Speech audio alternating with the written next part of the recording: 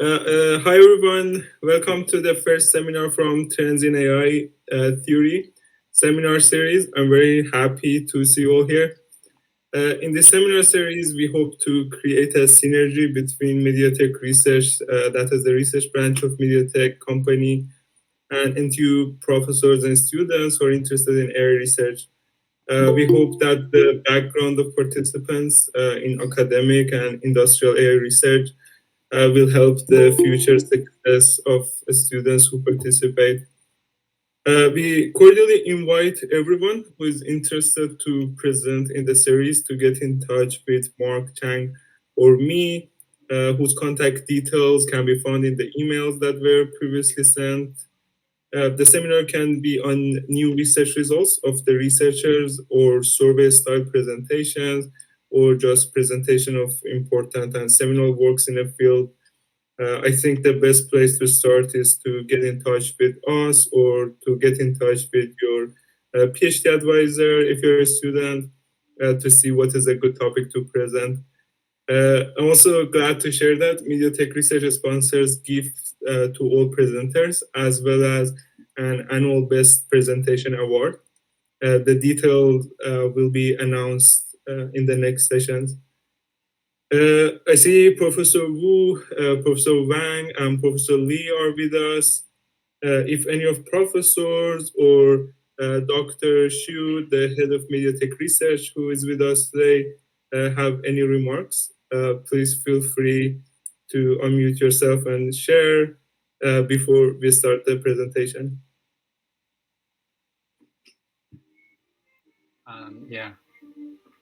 This is Dashan from MediaTek Research.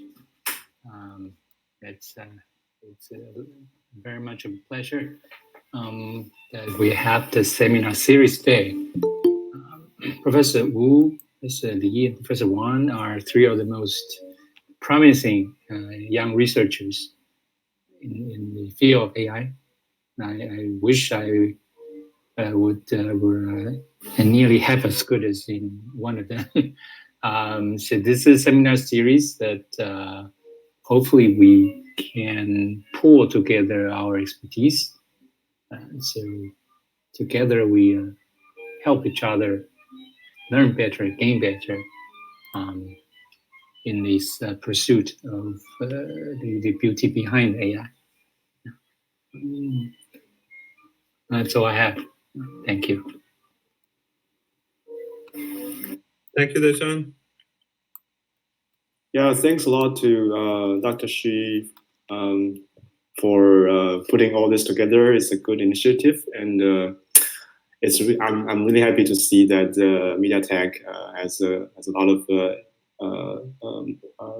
momentum towards research, momentum towards the area of theoretical machine learning and AI, and hopefully this seminar series is just a beginning of a fruitful collaboration among all of us, and we will try to advise our students to present good stuff to this seminar series, so that everyone is going to be entertained every month. Yeah, thanks. It's too bad that the pandemic limited us to have to do this from home. Today, we should have invited everybody to Xuexingguan to be the first seminar that's ever held in Xuexingguan. I think that the day for that to happen wouldn't be far off. Maybe sometime in July we can already return to school. And that. And this is a very virtual. This is continuing to be broadcast online. So if you do have other friends who want to visit, see what we're doing, everyone I think is welcome to participate through in an online manner. Yeah, definitely. Good. Yeah, thanks. Sorry, my webcam is broken, so I cannot show my face, but happy to see Professor Xu. yeah, I talked to you some time ago, long time ago. Okay, so Yanhuan and Peiyuan, are you going to say something or? Oh yes, this is Peiyuan, and I'm very glad that MediaTek and us we can jointly hold this seminar. And the goal of this seminar, as Dr. Xu has mentioned, and Professor Wang has mentioned, that is to attract students who are interested in theoretical oriented research, especially in like learning theory, information theory, and so on. So I'm very happy that we have this joint opportunity and to share to share the for instance the research as well as the literature we have surveyed that pertains particularly pertaining to like the theoretically oriented front. And I think this make this seminar very distinguishing from other popular seminars in AI, because nowadays there are lots of like AI related seminars, but they are lots of them are pertaining to like the application front, but that is not the purpose of this seminar. So I'm very glad that we have this joint opportunity. And actually, the speaker today, Mark, is is my PhD student, and I will make sure that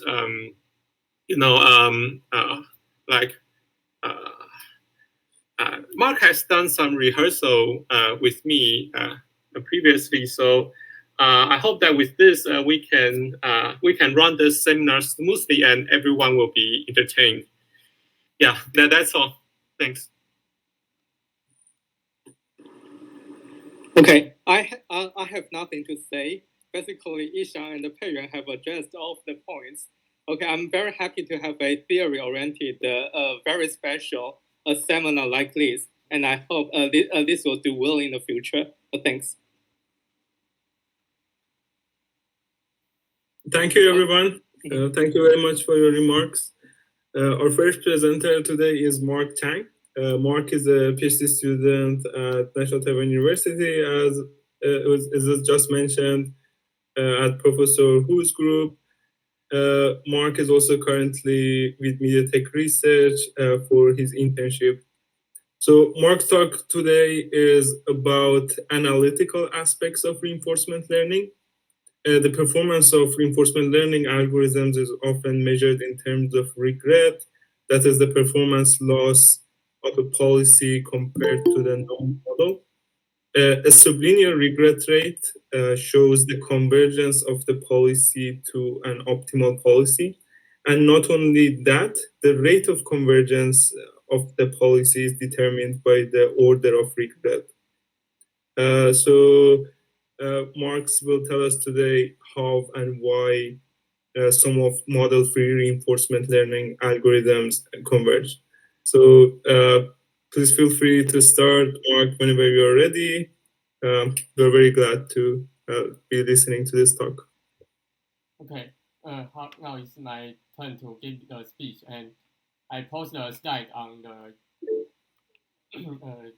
chatting of this Google Meet, and you can download the slide.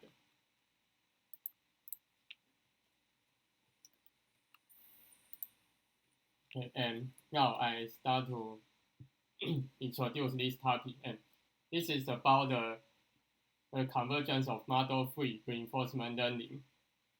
And I will introduce this paper, which is published in ICML 2018 workshop.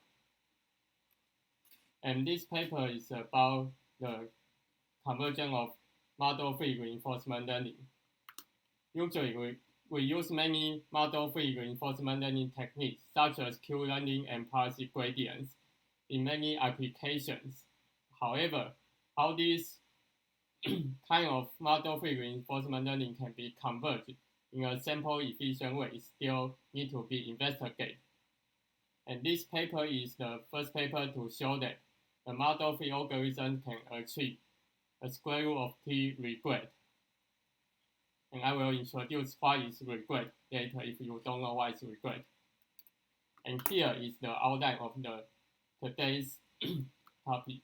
And first, I will introduce some required background knowledge. So if you don't need to be worried about if you are not very familiar with reinforcement learning.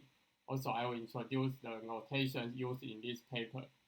And then I will give an introduction of the theory proposed by this paper. It's in the main result section. And also, if we have some time, I will give a brief overview of the proof in this paper. However, this may take a longer time to introduce the proof in detail. So, in this slide, I list the proof in detail. If you are interested, you can read this slide. But I only go through some part of that if we have a little time. Okay. Now let's go to the section 1, notation and background knowledge. First, I give a brief introduction of reinforcement learning. Reinforcement learning is like a trial and error game. Here, the agent is the artificial intelligence model, and the environment is a kind of game. Here, the game is Go.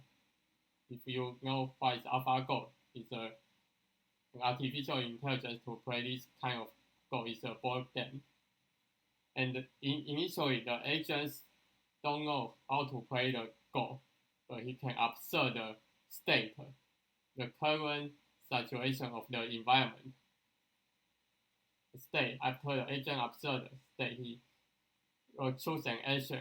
Action is the maybe place in the game of Go, he plays a stone. It's an action. And the environment will react to the action. Maybe there's another opponent, and he will place another stone. So environment will change. And after the environment change, and the agent will receive a new state. And during the game, or at the end of the game, the agent will receive the reward indicate whether the agent's action is good or not. For example, in the game of Go, during the competition, we don't know who will be a winner, so the reward is 0. However, at the end of the competition, we will know who is the winner, and the winner will receive the reward is equal to positive reward, and the loser will receive a 0 or negative reward. At first round, the agent may not play properly, but the agent will learn the experience from interacting with the environment, and after many rounds of the game, the agent can base on its experience to choose a good action. So this is a brief introduction of reinforcement learning. And then I will formalize the reinforcement learning. The reinforcement learning usually be formulated by the Markov decision process. Here, we need to simplify the analytic process, so we assume that it is finite horizon. Finite horizons means that the games will terminate in a finite number of steps. Here I introduce the notation used in this paper. S is the set of the state. States mean the configuration of environment. Maybe in this, for example, in this game, the state is the board. We have different kind of board, and then we have different kind of state. And action is the position to place a stone. And the capital H is the number of steps in each episode. Each episode means that each round of the game, and the capital H is how many steps can we go, how many steps before the end of the game. You assume that this step is finite. So this notation, the blackboard board, is a font written in the blackboard. PP is a transition matrix. So what is transition matrix? if a current state is that, an agent can decide where to place if this a current state is this, and the agent choose an action, and the opponent will react to this action. Maybe the opponents will choose here to place its stone, or to choose here to place a stone. So after the interaction to the action, the environment may change to different kind of state. Maybe this is S1 or this is S2, means different kind of state. So it's a probability distribution. So the transition matrix means the net state distribution, and there's a reward. Reward is in the final round. Maybe the agent will place this action. Agent choose to place a stone here, and he will receive a reward to indicate his win or lose. If the agent place another stone, there's another reward. Or during a game, there is 0 reward. At the end of game, there might be positive or negative reward. However, we need to, in this paper, they simplify the reward between the interval of 0 and 1, so that it can be more easy to analyze.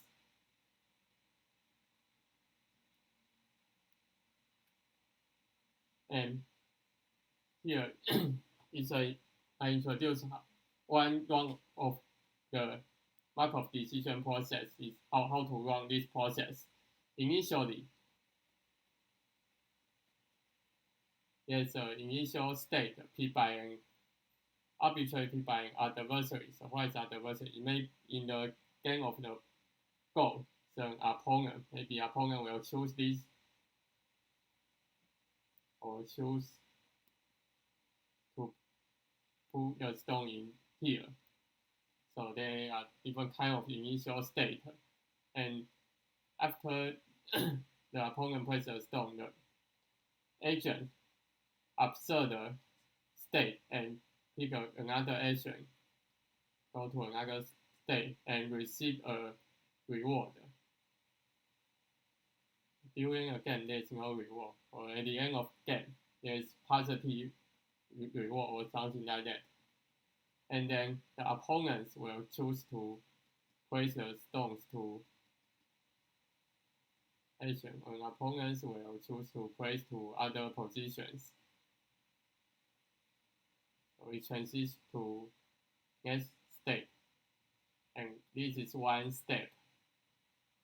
So there are totally capital H number of steps, and finally, when H plus 1 step means that the game is terminated.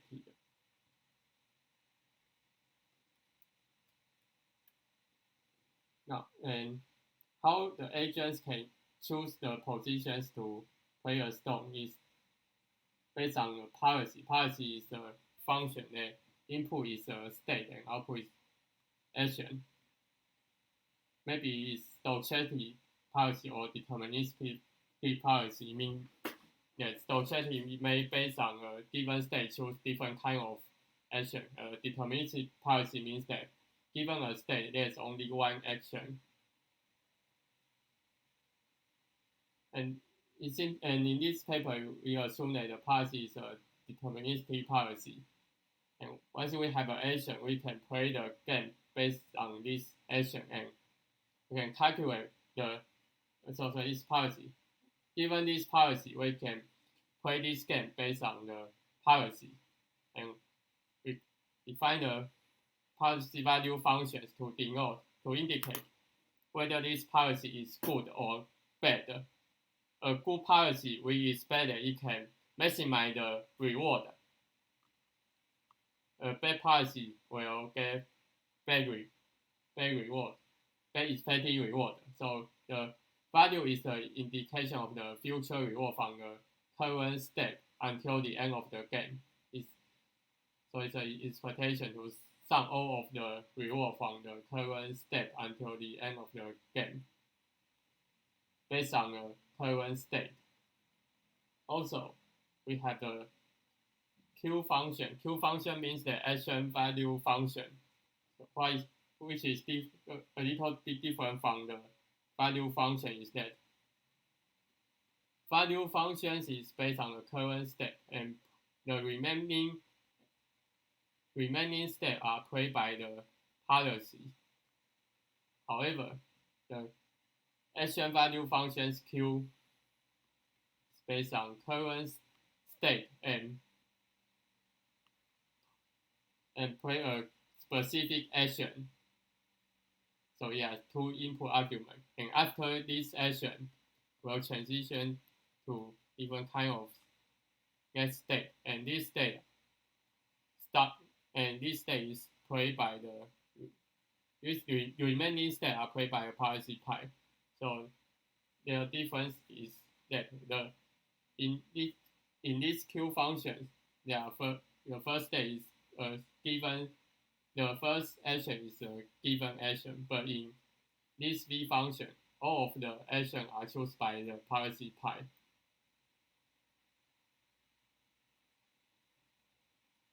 Based on this definition, we can write the V function as this form, and Q function as this form. It's called Bellman equations. This can be easily derived.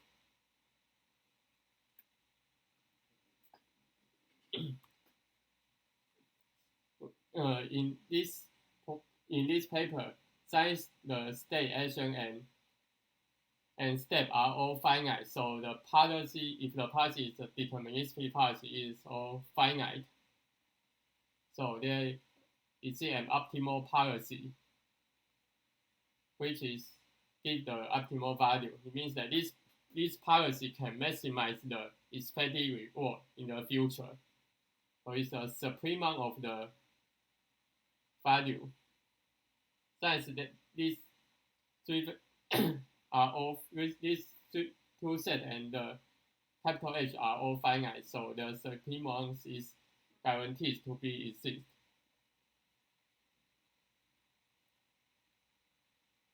And the Bellman optimality equations can be derived by the Bellman equations too. The Bellman optimality equation indicates that the best value functions is always chosen by the action that can maximize the Q function, and the Q function is also chosen by the expected reward is the next step is the best V function. So they have such recursive relations. Okay. And then I will introduce the regret and sample complexity, which is a measurement of whether the policy chosen by an algorithm will converge to the optimal policy. So what is regret? Here I draw a chart. Here is our optimal policy, the value calculated by the optimal policy. And here are the value calculated by the policy at first episode. And in the second episode, the agent will learn something to improve the value. So it will be a little bit higher. And then this still improve, maybe finally it will converge. And this area is called regret. It means that if the agents already know the best policy at the first episode, maybe he can get so many reward. However, the agent don't know the base policy, so he can only get this reward. This area minus this area is he have some regret that he has some regret that he cannot get this value. So it's a reason why he called regret.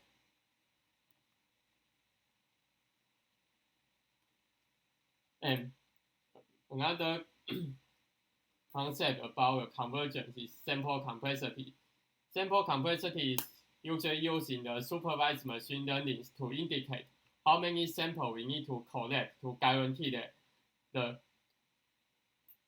the testing errors will be converted, the empirical risk will be converged to the actual risk if you know about a theory of supervised machine learning. But in reinforcement learning, there is a similar concept about how many steps is required for the policy chosen by algorithm will converge to the optimal policy. So we draw a chart. Here is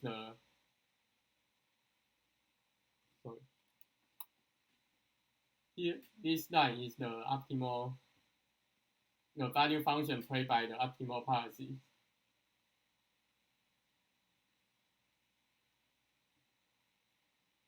And here is the value calculated by the policy chosen by the algorithm at FSOK. And this horizontal line is the epsilon and the vertical line is value. And how can we measure they are close together? We define a given arbitrary epsilon. If the optimal policy minus epsilon will be smaller than the policy, the value chosen by the algorithm.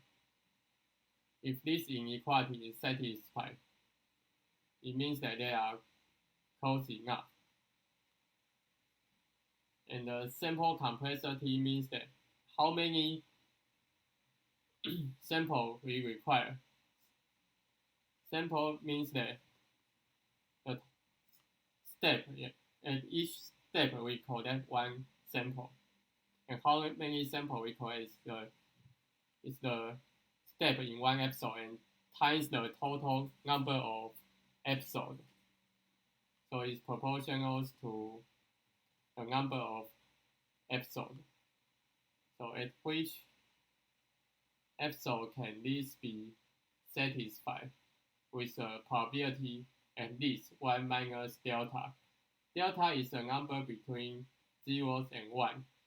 If the delta is close to 0, it means that this probability is high. So this is a concept of sample complexity. Regret and sample complexity is interchangeable. Since if this area is subordinates to, if regret is subordinates to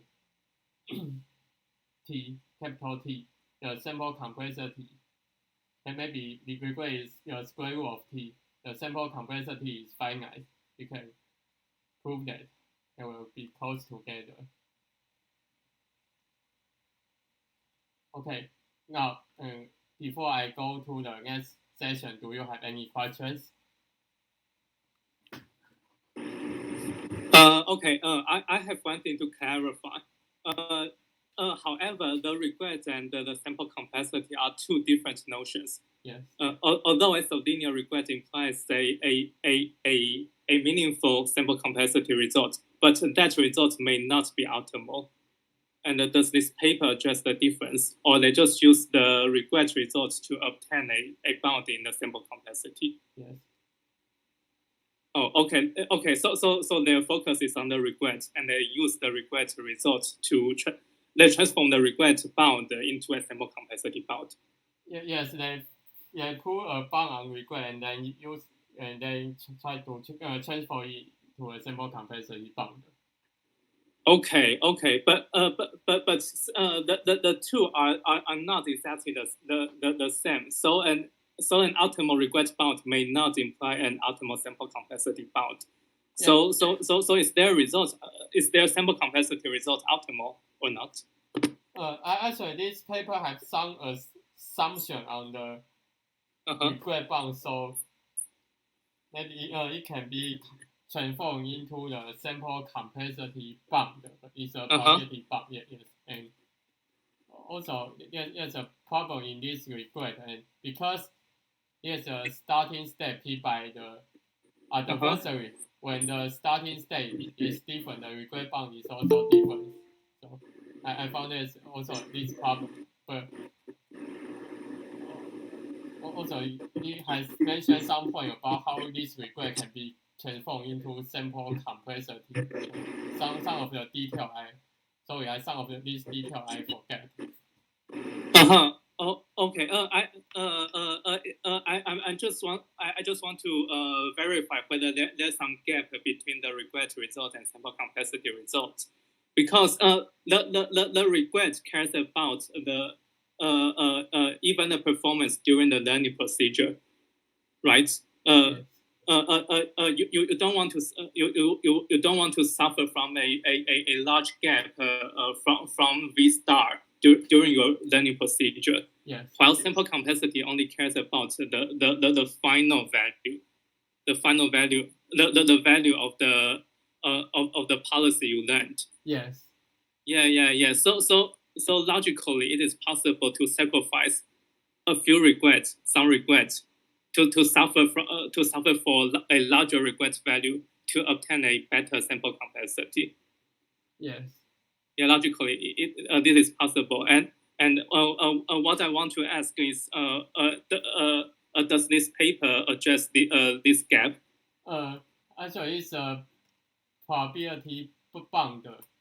So it has assumed some probability. So there's still other probability that the regrets will be the sample complexity will be violated. It just set this by some probability.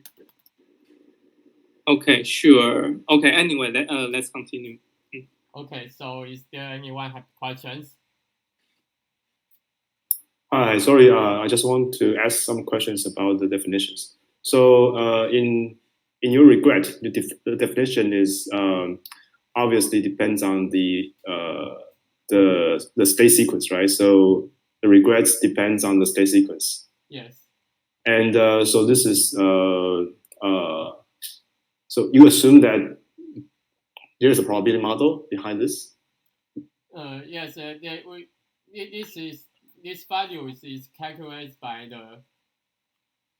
this, but this policy is optimal policy. So there's a transition probability here. So it's a sequence of the estimated reward. However, this actual transition probability may not be obtained. So we just assume that we can calculate it.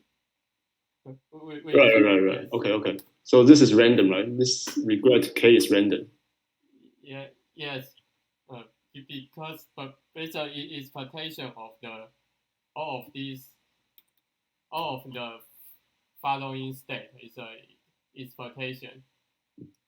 Yeah, but it's conditional expectation, so it's still random.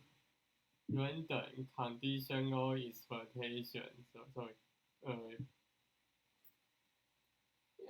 This K is So if I think of these states are deterministic, then obviously this is deterministic. But if you impose some distribution on this state sequence, then this is random. Yes, but it's expectations on the yes, it's random because the starting state is picked by the adversary. It may be random. Okay, and your sample complexity definition. Okay. Here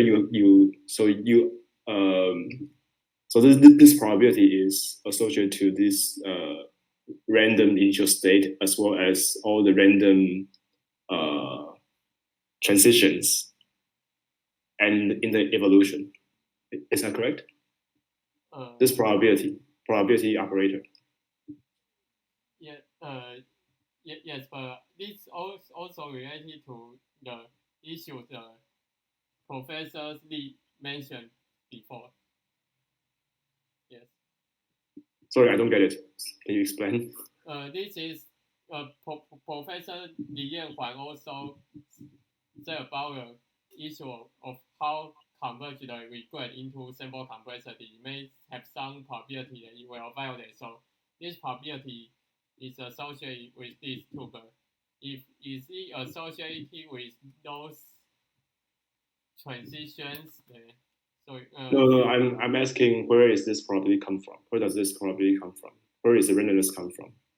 This randomness is come from the regret transition regret from the transition the sample complexity from regret. You will induce this probability, and I will introduce in the later session why because regret we may think that it's a bound to there is a rectangle to bound this regret, and we want to guarantee that sample complexity we just use the same area, and this is the probability the sample complexity will satisfy, and this is the sample probability and sample complexity will violate. So this bound is resolved from the transition of regret to sample complexity. This probability, yes. Okay, so I just want to get a high-level idea. So for the regret, you want to guarantee the regret is of order of square root t, regardless of the state regardless of the state sequence. Is that correct? Yeah. Yes. And for the simple complexity bound, you want to say this holds for all distributions. For all distributions, yes. Okay, so for all kernels, all transition kernels for the Markov decision process, as well as for all initial distributions of the state. Is that correct? Yes. Okay. Got it. Okay, I just want to know what's the setting. Thanks. But I think that these papers didn't write it so precise because this actually, if we want to calculate the value, we need to consider that it's an expectation over all the transitions. Okay. So is there anyone have questions? I do have a question. Previous page. And this page, I just want to again understand the definition here.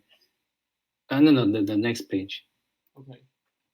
So here the probability, because the randomness come from the initial state, is that right? You just mentioned it come from x1 sub k. Yes, but actually these papers, when he assumed that regret can be converted into sample complexity, he assumed that this is constant. Yes, he already assumed that when it can be converted to sample complexity, this is constant. But in the regret, he didn't assume that this is constant. Yeah, so it's the optimal is the star, right? B sub 1 sub star. It's the star point-wise. This is point-wise, though. Right. This is optimal for all the state and action based on the definition. Is optimal for all the state. The star is optimal for that particular point. Yes. It's not for all the points. It is all optimal for all the state.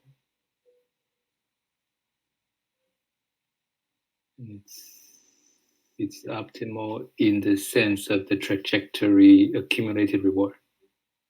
Yes. Okay. All right, thanks. Okay. So is there anyone have questions? Okay, I have one more question. I still want to verify the definitions. Please go to the slide for the definition of the regret. Okay. So this regret value depends on the sequence of the initial states, right? Yes.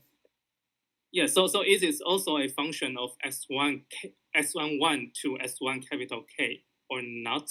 Or did they take a supremum over all possible starting states?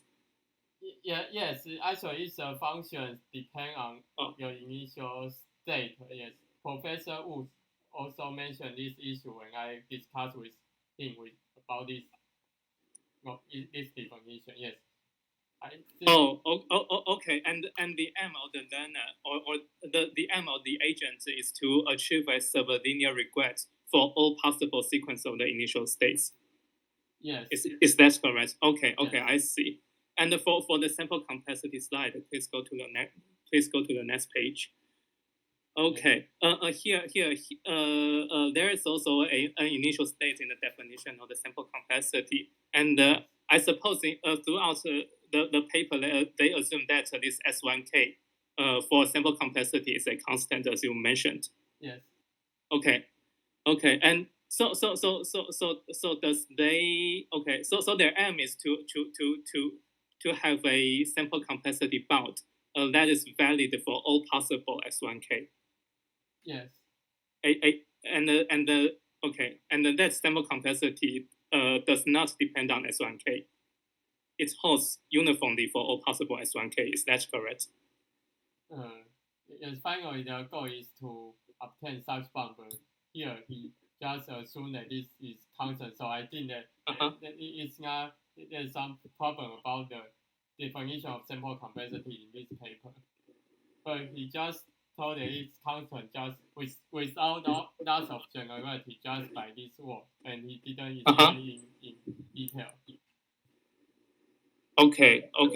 Thank you. Please continue. Sorry for just for clarification, because X1K is a sequence, right? And X1 is the initial state. So I thought that is that correct? Yes, because every episode we start from maybe the initial state is different, and S1K maybe the first state of the first episode and the first step in the second episode. So it's a sequence. And now you have T. Now you have SP. Now you have T episode, right? K episode. K episode. Yes. Okay. And each episode you have H steps. Yes. Okay, and so you get a reward at the end of each episode or in the end of each step? Reward is expected value from each step. So every step it has reward. So what's the difference? Why do you want to separate into small steps and large episode? Why is that? Small step and large episode. Step means that the step in one episode.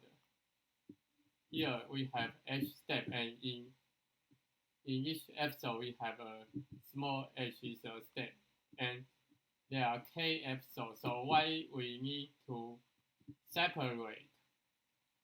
In not just a sequence to the end. So because in reinforcement learning, it's just like playing a game.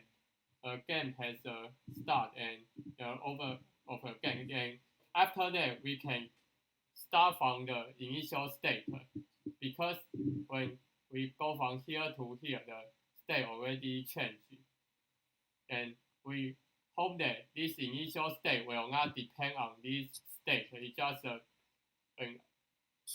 another new state by the adversary. So every episode we start from a new state, not a state depend on the previous episode. Okay, but the information you accumulate continue to have. You continue to keep your accumulated information. Yes. For the next episode, okay? And so does the adversary choose the starting point of the new episode based on its past knowledge for the adversary? No, this paper don't have any assumption on the adversary. Okay. So it could be arbitrary. Yes, it can be arbitrary. Okay, now I get it. Thank you. Okay, so do you have any questions? Actually, this seminar is restricted to 1 hour, but because the limit of the Google Meet is only 1 hour after June, but so in the following seminar, we need to restrict the time in 1 hour. But today, since the limit are still 24 hours in Google Meet, so we can have a longer meeting today. But if you have other things need to be done, maybe you can leave at 9 o'clock, but I will continue. So let's continue to the session 2. Now I introduce the bound proposed by this paper. Is an algorithm proposed by this paper is the QCB learning with an upper confidence bound. Q-learning, we usually use the epsilon greedy exploration, but this paper proposes the upper confidence bound. It can have a better convergence. Actually, this paper has some reference about epsilon greedy Q-learning have a better convergence property, so we propose this. And this can be proved to have sublinear regret. And first, Q-learning is model-free. Model-free means that in Q-learning algorithm, we don't need to estimate the transition matrix. Transition matrix depend on the next state, the current state, and action. So it is more complicated, and just the Q value depend on the current state, which is X and action. So Q-learning is more easy to be implemented. Here we consider a table lookup Q-learning, means that the Q value is stored in a table. And here is a 3-dimensional table to store the state, action, and the step. The Q value of each state, action, and step. And after we have the Q value, we can calculate its corresponding value. It's calculated by this formula. Here, the maximum possible value of is capital H, because we only have H step, and each step we can have maximum reward of 1. So this is the maximum possible value. But you might be very confusing why this Q value is also an expected value, but it can be larger than capital H. And I will tell you the reason why, because it has an additional term in the update formula. First, before I introduce this term, I need to introduce what is T. T is a counter for visiting how many times the state and action is visited at step H. Just count. If we visit this more often, the counter will increase. Based on this counter, and we can know which state action pair is visited often and which state action we seldom visit. So we can give different confidence to different state action pair. Also, it depends on step. So we visit a state action pair at different state is a different count. So the BT is the confidence bonus. Confidence bonus means that if we are less confident about the state action pair at each step, then we can have a large B value to increase the Q value. If this Q value is increased by B value, it will be more likely to be chosen, since we use a maximum, the policy we choose maximum Q value maximized by the action. So if the Q values increase, it will be more likely to be, the action will be more likely to be chosen at next episode. So to encourage the exploration, encouraging the agents to choose the less chosen action, we have large B value. If this action value pair is chosen very often, the B value will decrease. So based on this concept, we have two types of methods to define a B value. The first one is Hofstede style, and the other one is Bernstein style. Why we call Hofstede and Bernstein?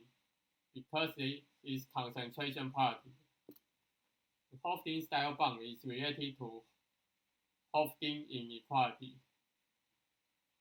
And I will introduce these two methods in the following slides. And here is another term, alpha t, is the learning rate, is defined as follows. The meaning of alpha t is that here we look at a denominator. This t value indicates that if t is equals to 1,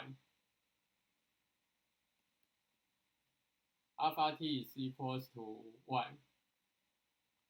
When alpha t is equals to 1, the first term is 0 and the last term is 1. So when the first time we visit the state action pair, we only consider the last term.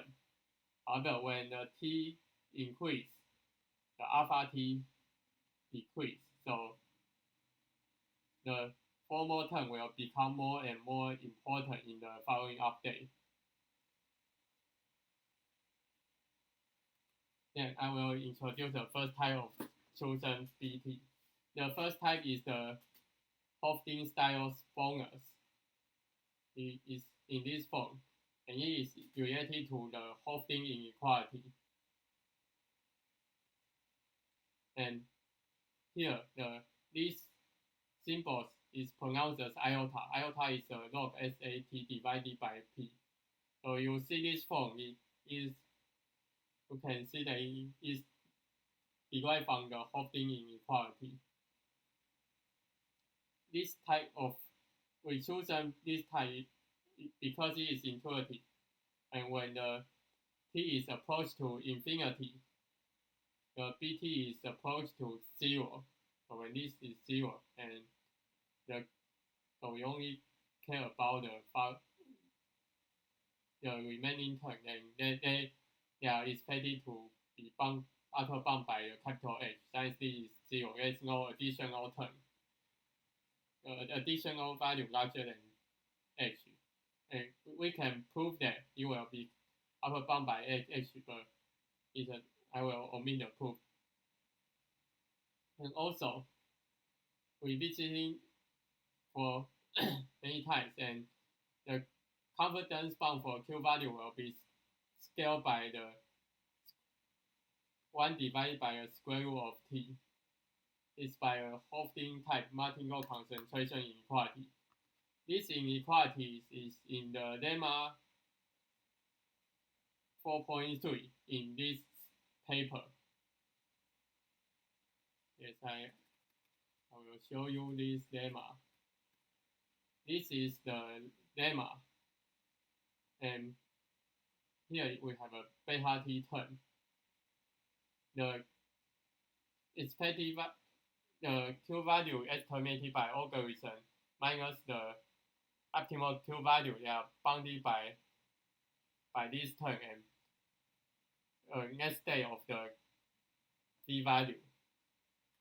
So the difference is proportional, and these two can be recursively replaced, and finally we will have a bound only depend on only scale by this value. So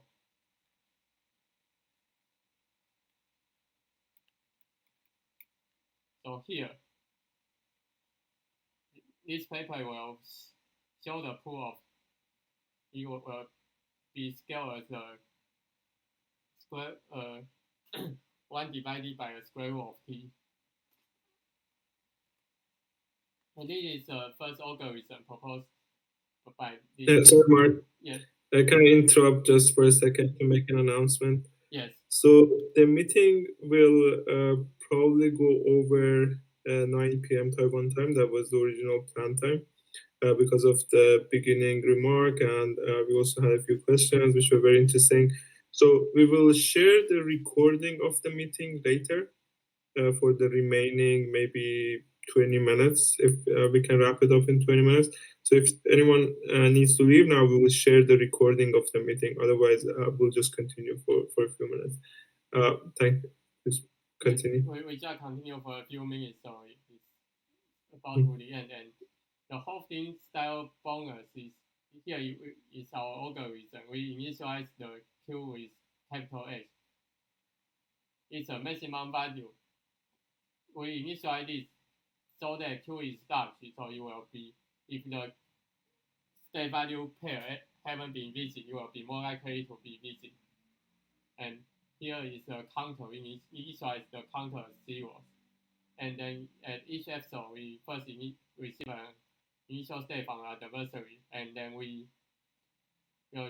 use actions chosen by the base value and observe the next state, and then we can calculate the counter when the state action pair is visited, and we have the count. We can calculate beta and alpha, and after we have all these values, we can calculate the Q value function, the V function, as mentioned before. So now I introduce the Hofstede style span in this paper, and this this span has an important point because it enjoy the square root of t regret. These symbols means that we ignore the log term. Since there is a iota, there's a log term, we ignore it, so we denote it as the tilde or because it's a square root of t regret, and so it can guarantee the convergence of the sample complexity. However, the capital H term still have high power. There's another way to reduce by Bernstein style bonus. Bernstein style bonus use a different kind of concentration inequality called the Bernstein inequality. This inequality take the variance into consideration so that it can have a tighter band. However, the calculation of the variance of the value function is a little bit complicated. Here, I just briefly go through the algorithm. The remaining part are almost simple as the Hofstede style algorithm, but here we need to calculate the BT term. It requires more complicated method. Here is the first moment, and we have first moment and the second moment. We can calculate the variance, and there's other term. It's a bit technical. And if you are interested in this term, you can see appendix in this paper. And the theorem 2 is similar to theorem 1, but this term is reduced by square root of h. In Hofstede band, the power of h is 4, but here it is 3 in the square root. And the remaining part are similar. However, it has an additional term which don't depend on t, only depend on the log t because there is an iota here. When the t is very large, the first term will dominate. Notice that it's just a sublinear of t, so it can enjoy a finite sample complexity. Now there's I introduce the upper bound. Upper bound is in this form, so it only is Hofstede and is Bernstein. So it's lower bound. So the remaining part are similar. It means that both of the upper bound proposed by this paper are nearly optimal. Okay, now I introduce how to converge the regret into sample complexity. Regret, we can draw a regret.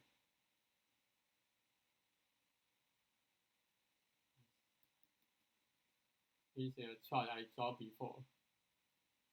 Here is the optimal value functions, and here is the value chosen at each episode. And we use a rectangle.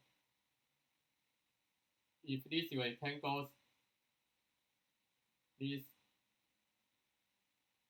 side is C. CK, and this side is this side is K, and this side is CH.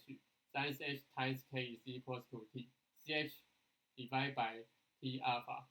If this alpha is between 0 and 1, and we divide it by a delta is between 0 and 1, and this rectangle will be transformed into this form. This will become CH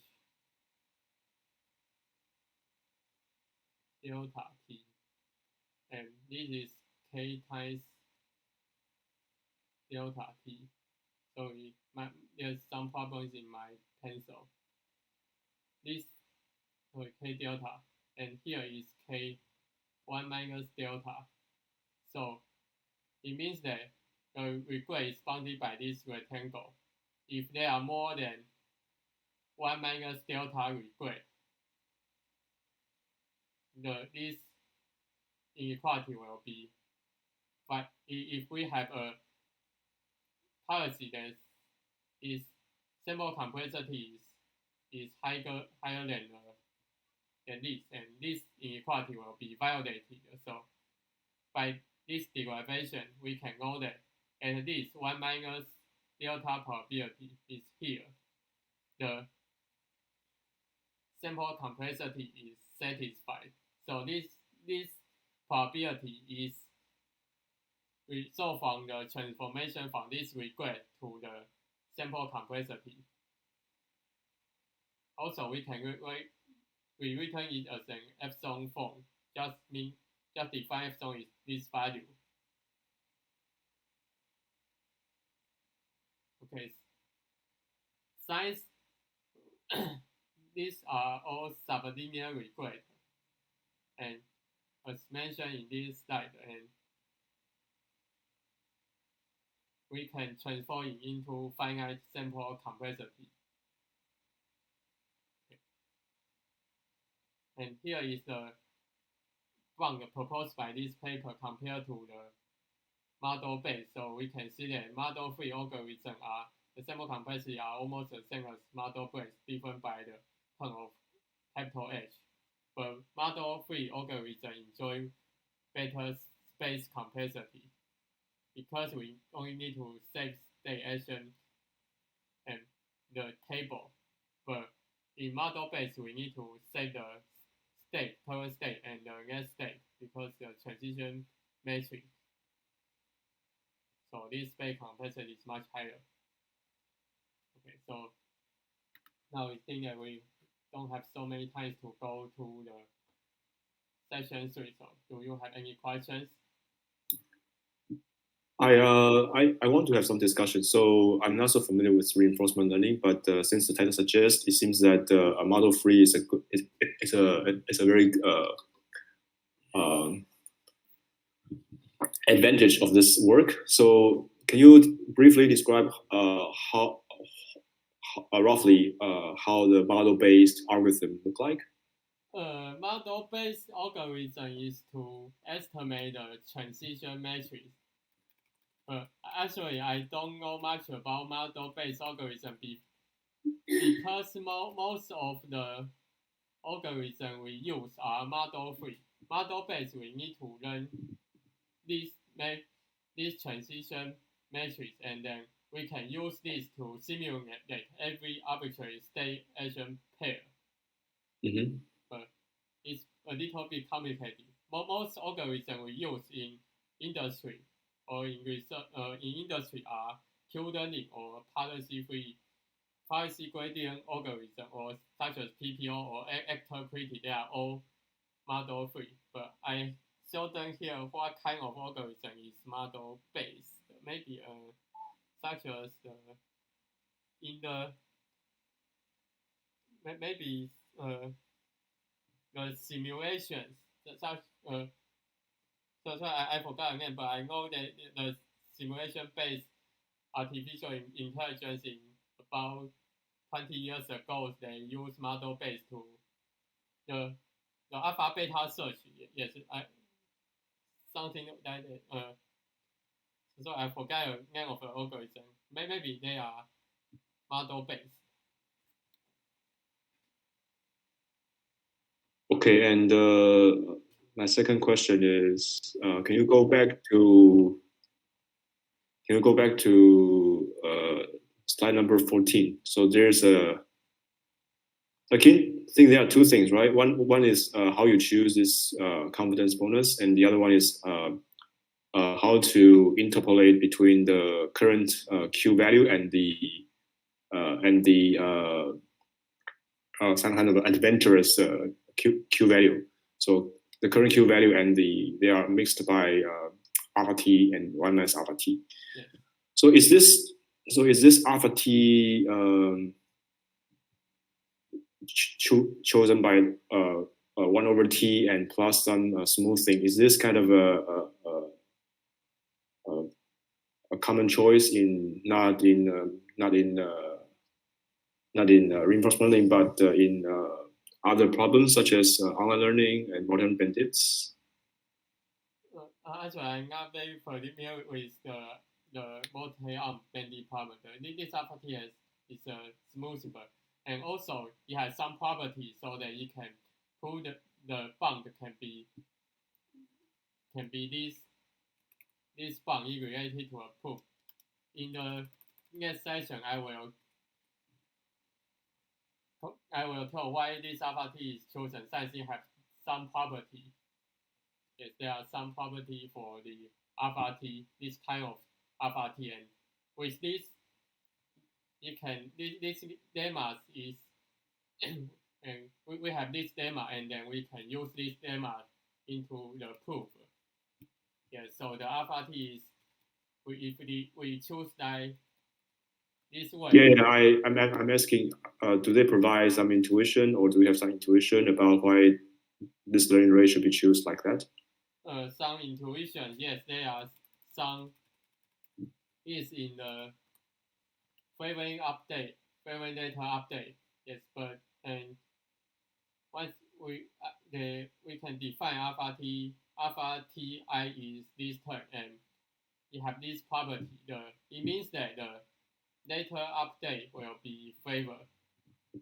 Since when the agent start to learn, the value function is maybe unprecise, and it may be far from the actual value. So the alpha t in the first episode is small, but however, when the episode is large,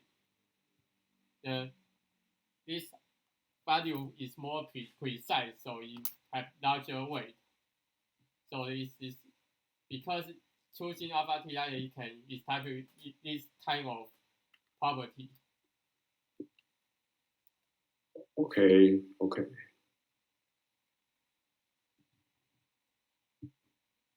I guess Professor Wang is asking why you choose that particular form of alpha t.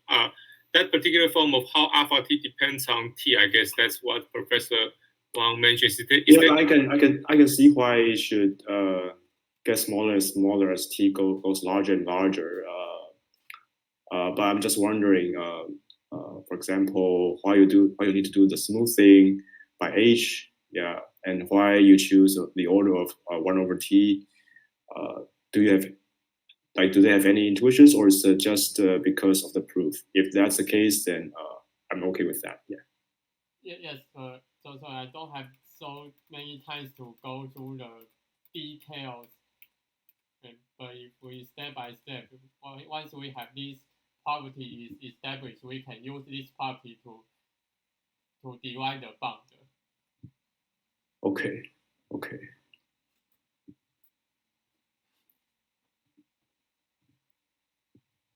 So do you have any questions? I have a comment. So one limitation of this analysis to me is it seems that it's very important that we have a finite and relatively small number of states and actions.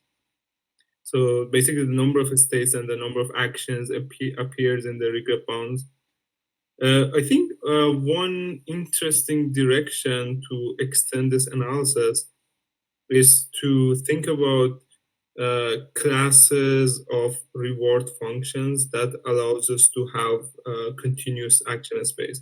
So for example, if we assume that the rewards are Lipschitz or rewards belong to certain spaces, have you checked any other work trying to extend these results along that direction? Yes, I remember that you have shown me one of the paper is about using neural tangents kernel to analyze the deep reinforcement learning, and this actually that paper is based on the result of this paper, but I haven't read that paper because I need to pick up some background knowledge from this paper. Maybe that paper since it consider a more complicated Q function, so maybe the reward function is also have some such cases because maybe the state and action state are infinite since they use a network to approximate the Q function, so their space may not be finite. Their state may not be finite state. But I haven't read that paper in detail.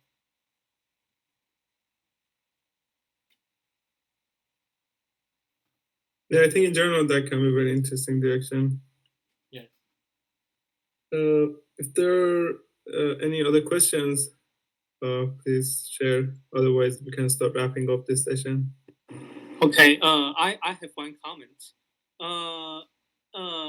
Roughly, it seems to me that this paper is just at least conceptually direct application of UCB to the reinforcement learning problem. So one suggestion is that if you want to understand this paper, perhaps it's worth to study UCB for the standard bandit problem first. Yes. Yeah, and then try to formulate this reinforcement learning problem as a stochastic bandit problem and try to apply UCB on that. Okay. I guess possibly then you will get what the authors think behind this paper.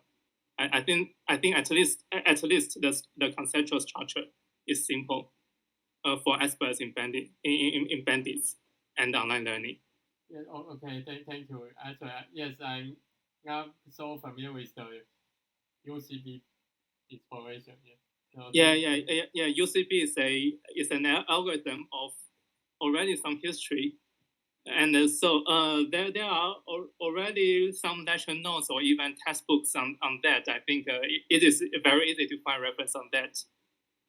Okay, and I suggest you study standard UCB first and try to formulate Q-learning as a stochastic bandit problem.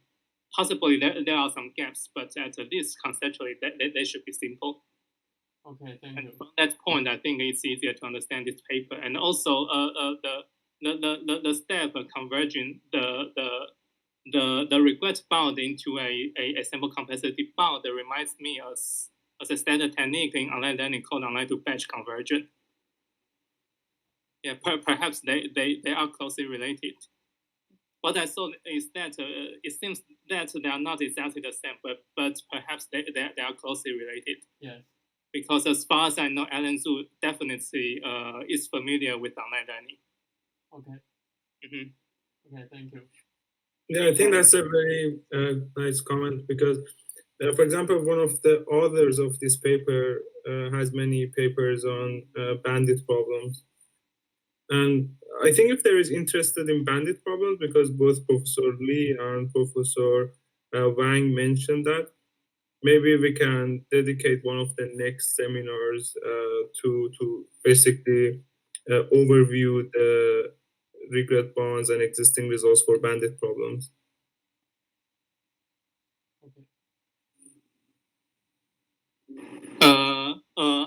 I would say that is a little difficult to me because for this type of problems, what we would apply are theories for stochastic bandits. Right. Yes, but I'm not so familiar with the stochastic world, to be honest. What I'm familiar with is the adversarial world. Yes, and so it's just that I know some stochastic bandits, but I'm definitely not an expert on that. But yes, if there's some students interested in this, then we can try to explore it in this direction. It's fine to me. Okay.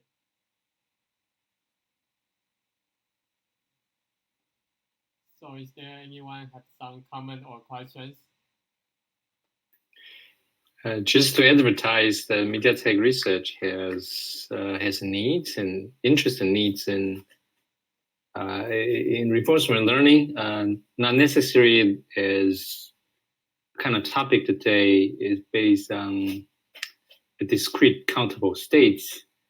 Well, MediaTek research had many actually uses for when the states are continuous state and countable states, and in the overlap between reinforcement learning and deep learning, so called a DRL.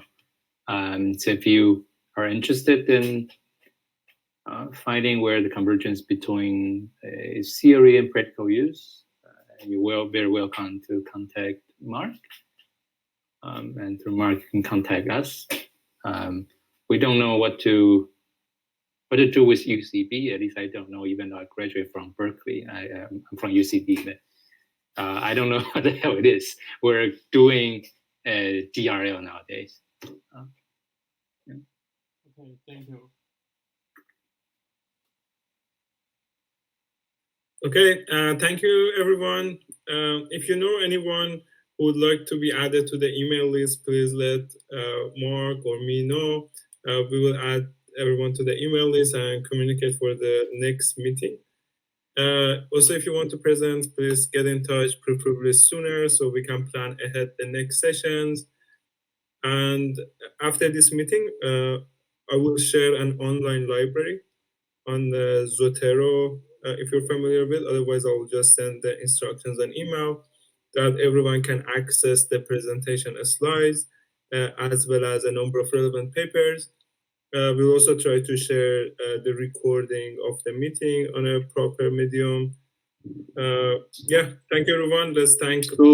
Is it possible to have a forum or something that we can have some discussions offline afterwards? So one possibility is to use the comment section on Zotero, but that's kind of document specific, so we can comment on one document. Okay. But if you prefer like a more freestyle forum where we can share ideas, I think that's a very good idea. And yeah, definitely we should do that. Yeah, for now, I think it's good to just say we have a place to leave comments, and maybe the presenter or other professors can reply if they see the comments.